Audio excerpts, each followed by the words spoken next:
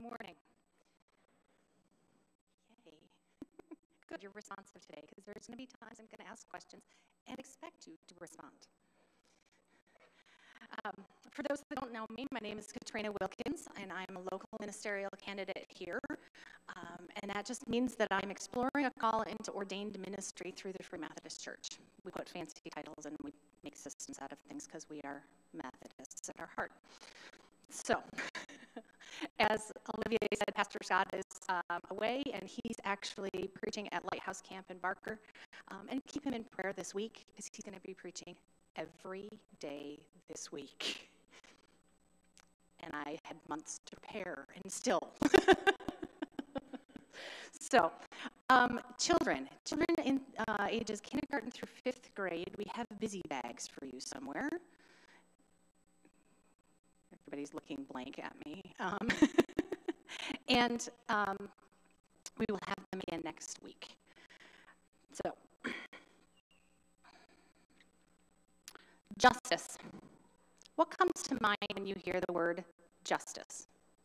Go ahead and answer. Louder. Force? Court, yes. What else? Woman with scales. Criminals. Fairness.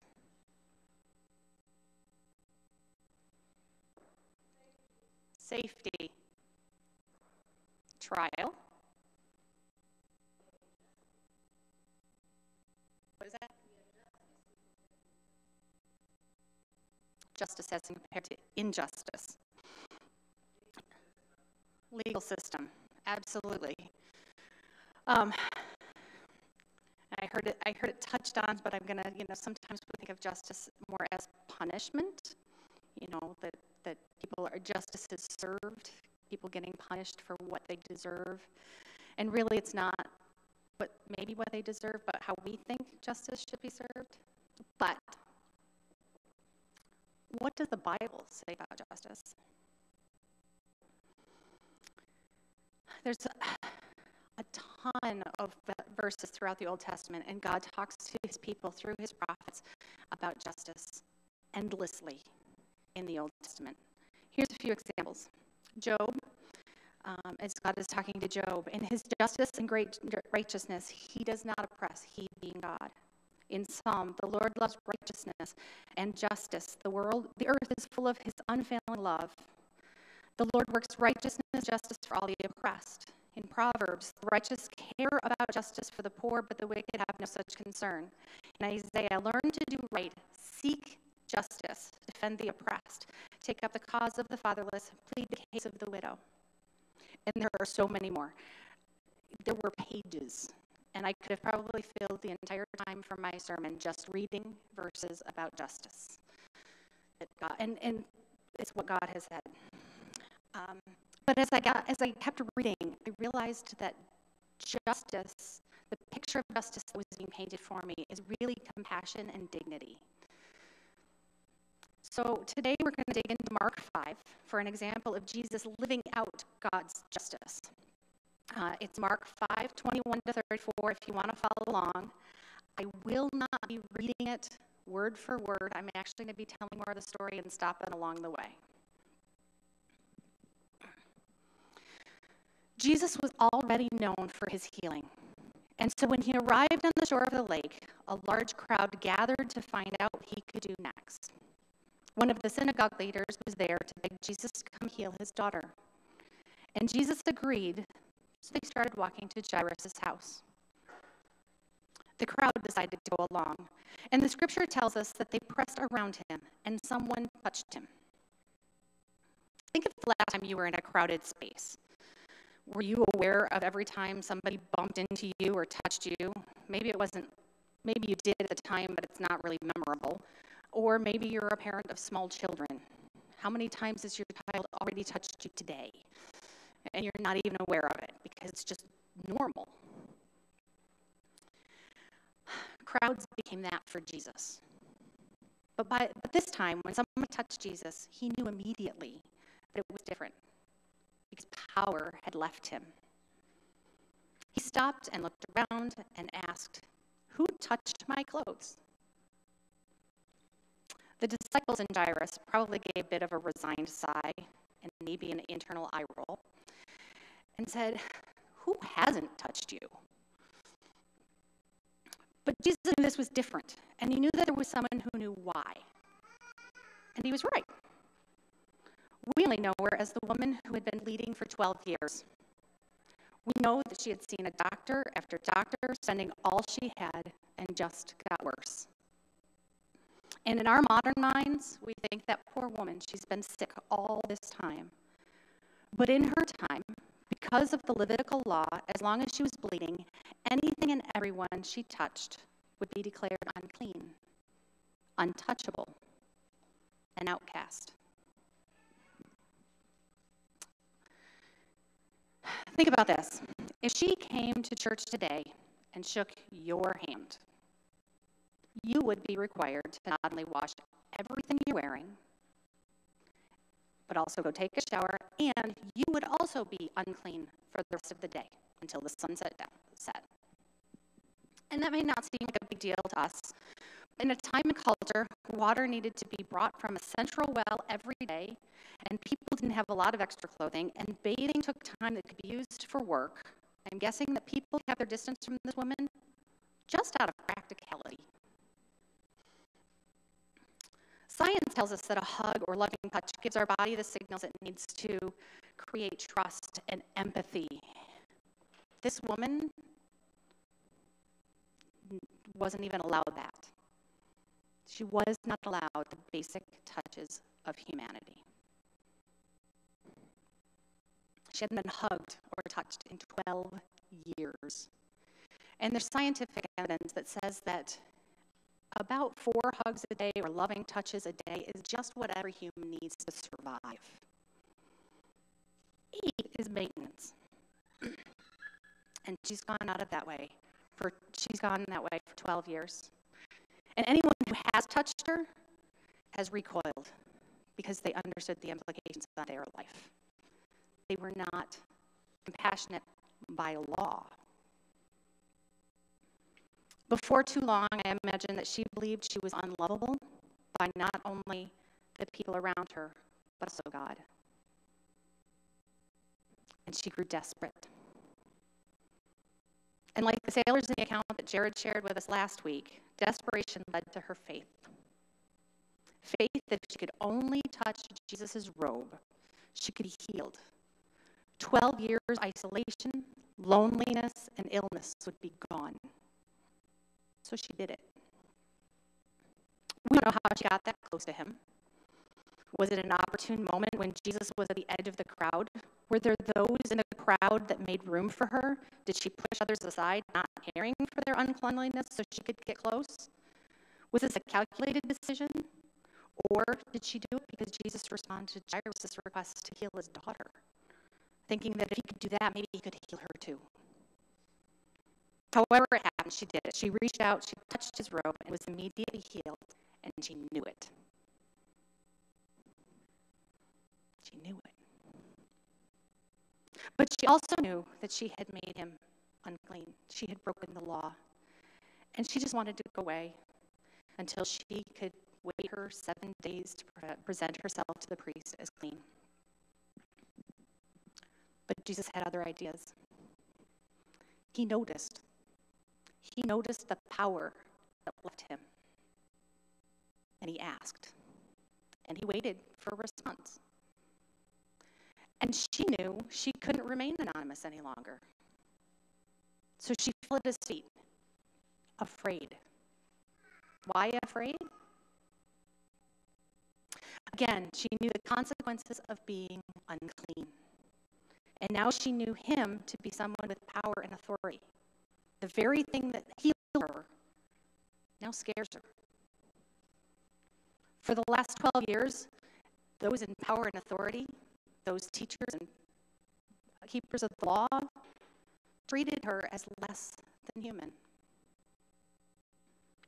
But Jesus' response was not what she expected.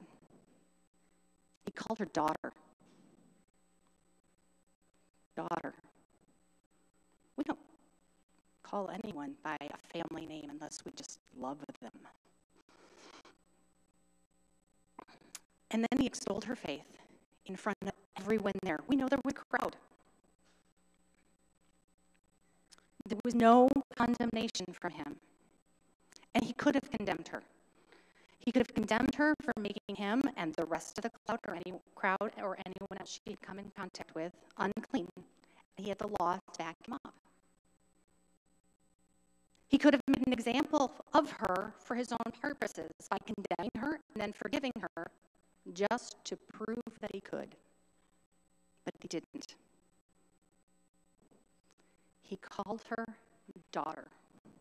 Very intimate name.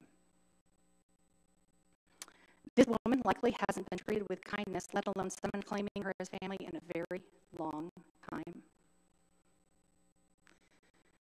Unfortunately, the Bible doesn't tell us what happens next after this. Just the story moves on to healing Jairus' daughter. We don't know what impact she had on her community after this.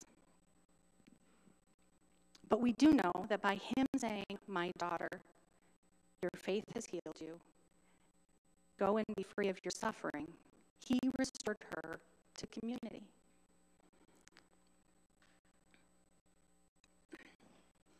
He responded with compassion and dignity, with God's justice.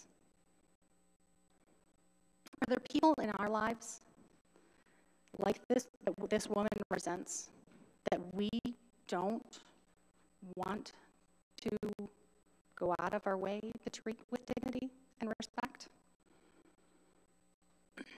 Is it a specific person? Is it a them in your life, them being someone other than me and us?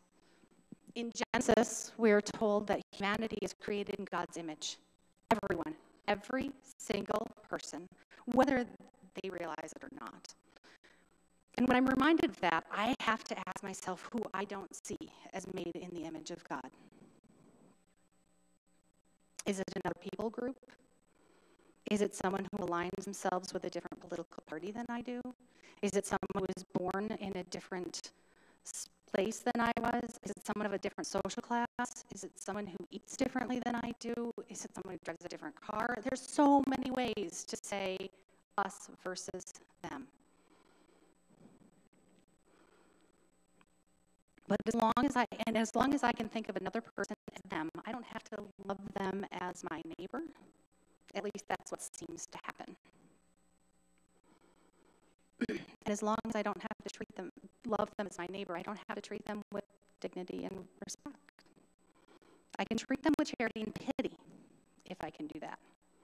And I feel like I need to take a moment to make a distinction between compassion and dignity and charity and pity. Charity and pity are often used to make us feel better about helping someone else, whether or not that person we are helping sees it that way. Compassion and dignity sees the other person for who they are and treats them as someone who is also created in the image of God. Charity and pity is deciding that what someone else needs and telling them that or doing it for them. Compassion and dignity asks what is needed, asks how help is needed, and walks alongside, believing the person inherently knows what they need. Charity and pity you can do from afar. With compassion and dignity, you have to get to know the person and situation. It gets messy. It doesn't often allow you to stay in your comfort place. So where do we start? How do we bring God's justice to a world where there is so much injustice? First and foremost, pray. Ask God to open your eyes to the world around you and be prepared to notice things you have never noticed before. God loves to answer that prayer. And if you want to partner with people to pray that prayer, we have a prayer team that meets every Sunday evening at 6 o'clock to pray over the cards that you've just filled out, to pray for the needs of our community, and pray for revival in this area, in this region, and in the world. They also meet on Tuesdays, or grab a friend and admit to meeting with them regularly and praying. But just remember that if you pray great big God prayers, God's going to answer them. I know I talked about charity and pity and kind of maligned it, but that might be your first step. That might be the first way that God tweaks your heart to go, oh, somebody needs to do something about that. And if you're really praying that prayer, God may be saying, yeah, you need to do something about that. God may be asking you to start close to home. There may be a situation that you are already aware of, sort of on the edge of, that needs justice, but you didn't realize how much. And ask around. Are there others in your life that are bringing wholeness into places of brokenness? There are a number of new hopers already involved in bringing justice, compassion, and dignity to the world. You may find ways to support them or partner with them. And since we have a few of those people here today, I'm going to ask them to just give a quick word. Patty Welch is the director of our Immigration Legal Services. Hi. Our mission statement for New Hope Immigration Legal Services is we recognize the God-given dignity in all people and seek to accompany refugees and other immigrants in offering affordable immigration legal services. The brochures are out on the kind of, what do you call that place? Welcome table. The way that well, if you think green card, refugees who are here 1 year, by law must apply for a green card, but we make no way to help them do that process. They need people to help them. So way beyond that, there's a long list of all the things that we offer. The way you can get involved is we need volunteers to do the work, and we also need donations to help fund the ministry. We have no grants or anything like that. It's a way that we recognize and want to come alongside people to work with them. We have Tim to tell us a little bit about RAIN.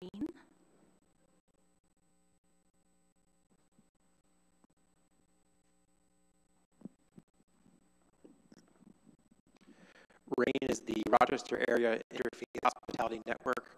We provide housing for people that are in transition between houses. And I don't know if anyone knows this, but if you do lose your house and you have to go into a shelter, families often can't stay together. The husband has to go to a male shelter, and then usually the wife and the kids usually have to go to the female shelter. So RAIN provides that kind of bridge for people, and they provide services for them to help them find housing. Our next rotation is going to be mid-August.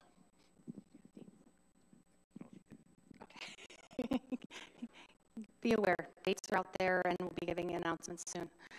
And then Andre has some ideas, and he's walked out. Nope, there he is.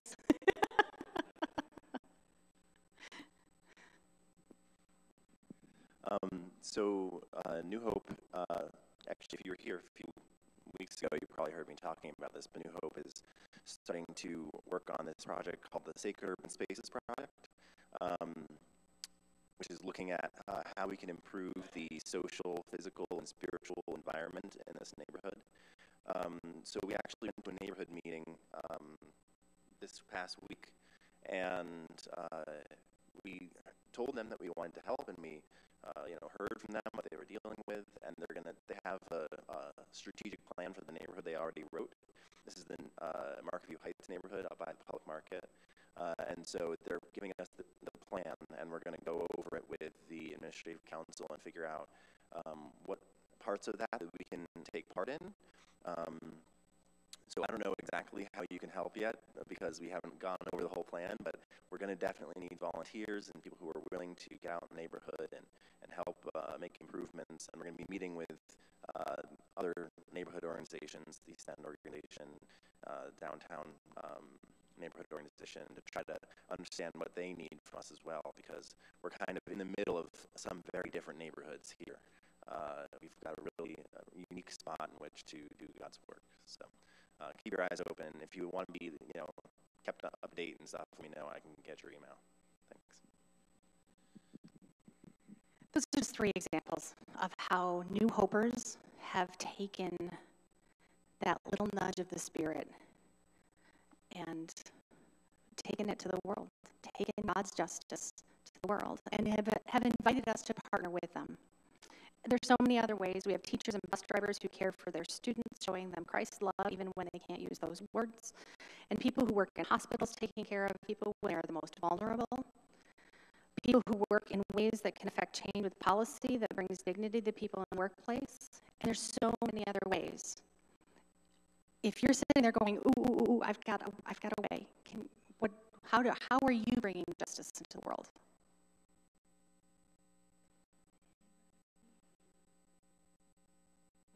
I know you're all doing something. You just don't know it because you don't call it that. Foster care, yes. Kim and Rob do are foster parents.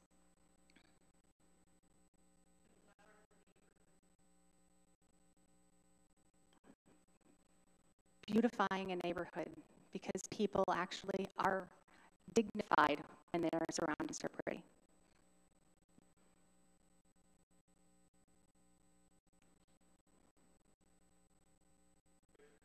Voter registration. Well, but it's on your mind and it's on your heart, Dave. Sandy.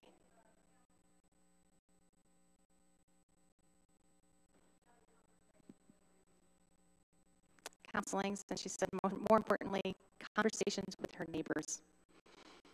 And I can attest that when Sandy says she sees you and that God sees you, you can't hide from that.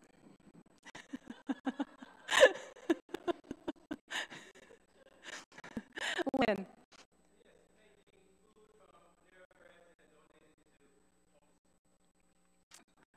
Did everybody hear that? Taking the bread from Panera that is just stuff they would throw away and redistributing it. Anyone else? Okay. There may be ways that you're already doing things. There may be ways that you're not yet doing things, but God is already starting to open your eyes and break your heart. I believe that we all have something that simultaneously breaks our hearts and makes our hearts sing. It's 2 sides of the same coin. And that's really where God's calling you to make the difference and be his force of justice and compassion and dignity in this world. I don't know where you all are, but I do know that each of you are working for this. I've seen it in your lives, and I've seen it with each other. And when we do this, when we take God's justice into this world, when we offer his compassion and his dignity to the people who don't yet know him, it starts to look and feel a lot like God's love. And that's what we're called to do. To love as Christ loved us. To be known. And we're called to be known as his disciples by his love. And if we're not known by his love, we got a long way to go. Taking that step of faith towards God's justice, just as that woman did, maybe all it takes to start for you. As we go into the summer, ask God to show you how to show his compassion, dignity, justice, and love for the world around us. Ask him to break your heart to the ways he needs you to act as his hands and feet. I've asked the worship team to lead us in a song called Let There Be Peace on Earth. It's an old song. It's an old song. Most of the people on the worship team didn't know it. It's an old song. But I want you to listen to it and sing along as a prayer. As you leave here today, may it be ringing in your ears. Thank you.